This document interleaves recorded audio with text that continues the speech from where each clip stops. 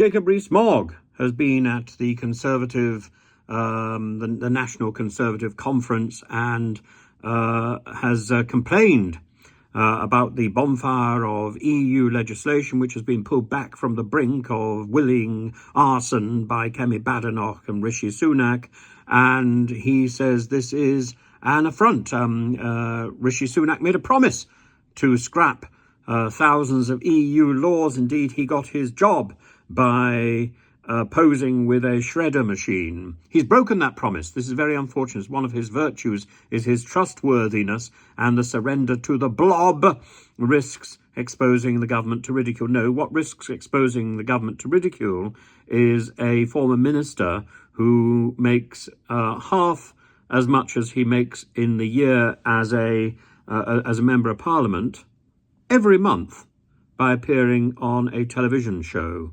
He makes £32,000 a month, as opposed to £70,000 a year. This is the thing that is ridiculed. And well done to the protester who ran on stage to interrupt his speech, the speech about the EU laws and about Rishi Sunak's pathetically under-ambitious ambitions. Well done for the protester, but the protester was protesting at the wrong thing.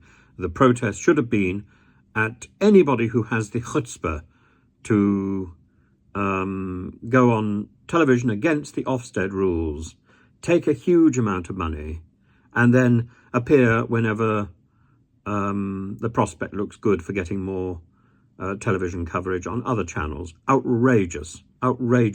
This man is simply a media putana, really. He does nothing except in front of the camera. I'm really shocked by the chutzpah on display, and I would like to see evidence that Jacob Rees-Mogg is actually doing the job that he's been elected to do before we take into consideration anything about his criticism of civil servants, his criticism of Rishi Sunak, his criticism of anybody else. Let's have a demonstration that Rees-Mogg is actually doing the job he was paid to do and elected to do.